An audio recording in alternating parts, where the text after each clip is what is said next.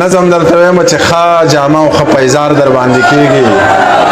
ښه جامه او ښه پیزار در باندې کېږي، د لالونو کاروبار در باندې کېږي او د غرونو په سر لار در باندې کېږي، مصنوعي شان سینګار در باندې کېږي، خو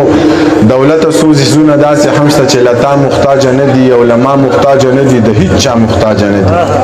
ستا منم ضرورت زیات دی، ډېر علم درته رامات دی او چې ته چا سره نه یې خلک وایي دی میرات دی، خو دولته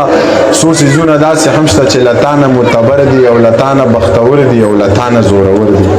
دا منمه چې خاني در باندې کېږي، ډېر کارونه شیطاني در باندې کېږي، دا وراني او وداني در باندې کېږي، تر څه حده زندګي در باندې کېږي، خو دولته څو څیزونه داسې هم شته چې ستا زوره ډومني نه سپین او توره ډومني نه ووره ډومني نه که ته دومره زورور یې که ته دومره معتبر یې که ته دومره بختور یې زه یو کار خو راله وکړه، دا سینګار خو راله وکړه، دا پیري راله ځواني که را واپس مې زندګي که مور او پلار راله ژوندي که یو هندو خو جنتي که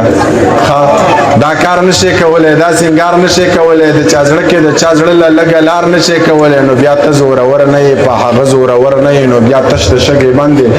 لکه اوبه زورور نه یې چې په ما یې څه کار نشته، نو په تا یې څه کار نشته، په دروغو پسې نه ځي، په رښتیا یې څه کار نشته. منیر داسې لیونی دی چې په چا یې څه کار نشته، چې په ما یې څه کار نشته، نو په تا یې څه کار نشته، په دروغو پسې نه ځي، په رښتیا یې څه کار نشته. منیر داسې لیونی دی چې په چا یې څه کار نشته. ځه په نورو پسې ګرځه، په کمزورو پسې ګرځه، تر سپوږمۍ ختلي یاره اوس په ستورو پسې ګرځه. کمري غلامي نه کوي، نه بیخي غلامي نه کوي، منیر ستړی وجود ګرځي خو ذهني غلامي نه کوي، بې له تا نه پې تېرېږي، په اسانه پې تېرېږي، زندګي لکه هوا ده او روانه پې تېرېږي. د هغه زړه سمندر دی، هغه څه ته وارخطا دی، هغه ژوند ته نه سړیه، ژوند هغه ته وارخطا دی، ژوند خو څه د اوړي شپه ده، په نهره هم تېرېږي، په غریبو باندې جمع بې څادره هم تېرېږي. ځه په روغو پسې ګرځه، په دروغو پسې ګرځه، دا انسان خو لیونی دی، په ایمان خو لیونی دی، دا د ځان نه دی سړیه، دا په ځان خو لیونی دی، منیر جان خو لیونی دی، منیر جان خو لیونی دی، منیر جان خو لیونی دی. زما هم سوراخي باندې خو هندوان دی، یا په جینۍ باندې پیریان دي خو هندوان دی، زما هم سوراخي باندې خو هندوان دی، یا په جینۍ باندې پیریان دي خو هندوان دی. بیخی د دوی په شان